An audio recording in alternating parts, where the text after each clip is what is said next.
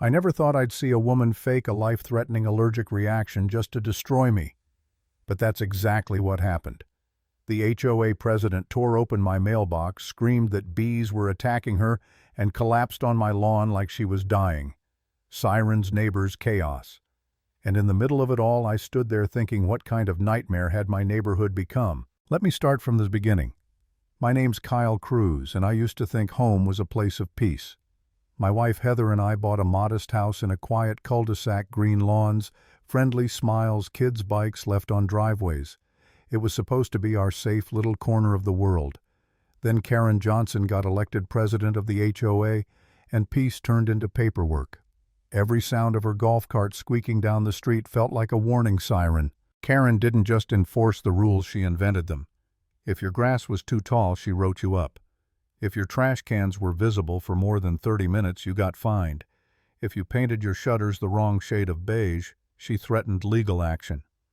Her favorite phrase was, community standards, but really it meant Karen standards. She was like a dictator in a pastel sweater vest. Then one Tuesday I came home from work and found a letter taped to every front door. A new bylaw. Article 7, Section 4B, Mailbox Hygiene and Security Inspections. The HOA was now authorized to open and inspect our mailboxes at random. It said it was to prevent mail theft, a problem no one had ever heard of in our sleepy neighborhood. I stood there reading that letter, feeling my blood pressure rise. My wife read over my shoulder and went perfectly still. "They can't do that," she said flatly. "That's a federal offense." She was right. Mailboxes aren't just boxes, they're federal property. Tampering with them is a felony. But Karen didn't care. She had printed this ridiculous rule on HOA letterhead with a smiling sun logo like it was official government business. I looked out the window and saw her curtains twitch. She was watching me, waiting for a reaction. I wanted to march across the street and tell her exactly where she could stick her rule book, but Heather stopped me. "That's what she wants," she said. "She wants you angry. Don't give her the video she's waiting for." So we waited. We watched. And I realized something terrifying: no one else was going to fight her. The older couple down the street just sighed and followed her orders. The new family next door didn't want to make waves. Fear had turned everyone into background characters in her little kingdom. Heather, though, she's the smart one. "She wants to inspect our mailbox," she said. "Fine. Let's give her something to inspect." The next week I noticed Karen's behavior changing. She was circling the neighborhood after dark in her golf cart, her headlights off, like a shark patrolling her tank. Something in my gut told me she was up to more than just writing violations. So one night I parked down the street from the mailbox cluster and waited. At 11 p.m. there she was, dressed in black, carrying a small flashlight. She used a key to open the entire master panel. All 16 boxes swung open like a cabinet. My jaw dropped. She had a postal master key. Those things are supposed to be controlled by the U.S. Postal Service. How in the world did she get one? I got out of my car and started walking toward her. "Looking for something, Karen?" I asked. She jumped, dropped her flashlight, then spun around with that fake righteous fury. "Kyle, you're harassing an HOA official in the course of her duties." She pulled out her phone and hit record. I pointed at the open mailboxes. "You're committing a federal crime right now." She backed away, theatrically gasping. "He's threatening me," she shouted just as a car pulled up. It was Barry, her loyal sidekick, a guy who looked like he'd lose a fight with a houseplant. He ran over and shoved me. Not hard, but enough to send me stumbling back over the curb. My elbow hit the pavement. Karen screamed into her phone. "He attacked me." I looked up at them, realizing too late it was a setup. She had the witness, the footage, the fake panic. I was the villain in her story now. When I got home, Heather didn't scold me. She just cleaned the scrape on my chin and said softly, "Okay." Her move's done. Now it's ours. We spent the next hour researching federal law, and that's when we found it: the U.S. Postal Inspection Service, the real mail police.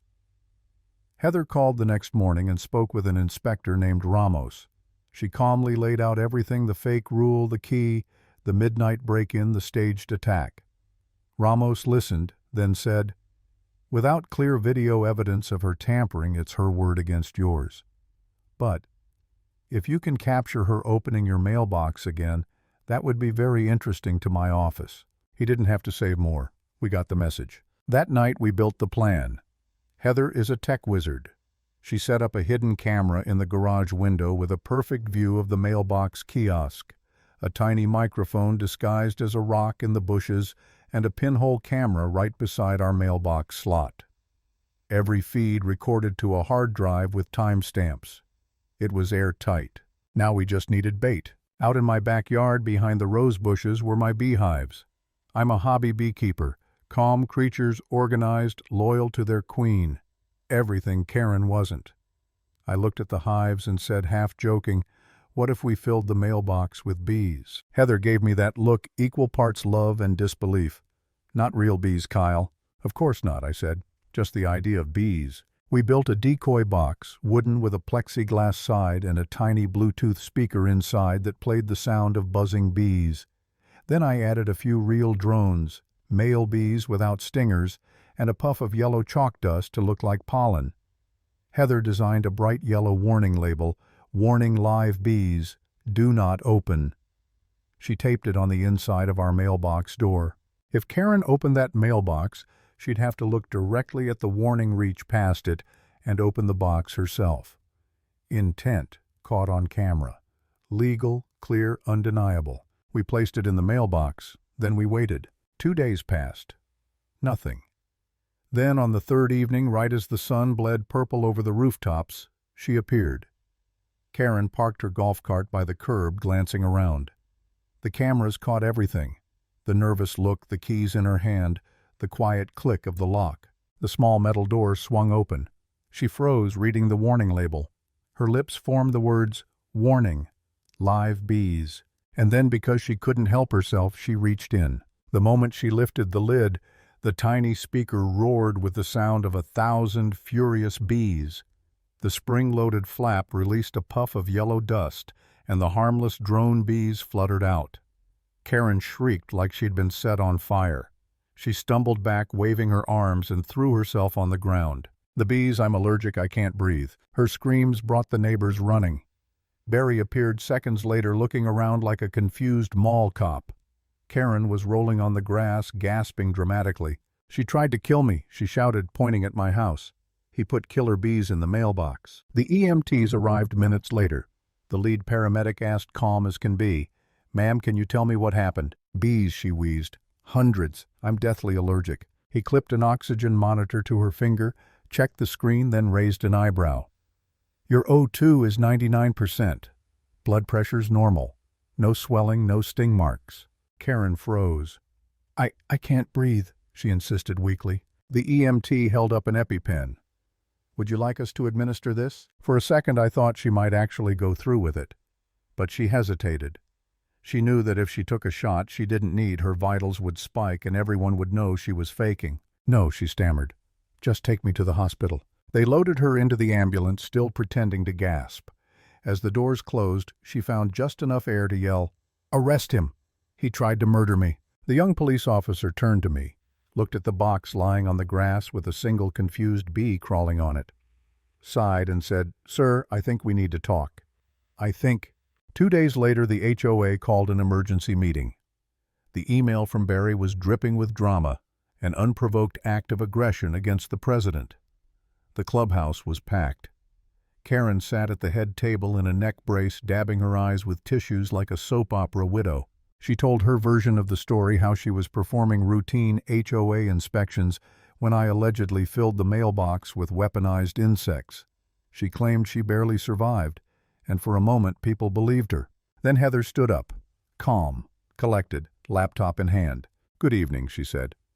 "My husband and I would like to present a slightly different version of events." Barry tried to interrupt. "No videos allowed." "Point of reality," Heather said, plugging in the projector. The first image appeared, the HOA letter announcing the illegal mailbox inspections.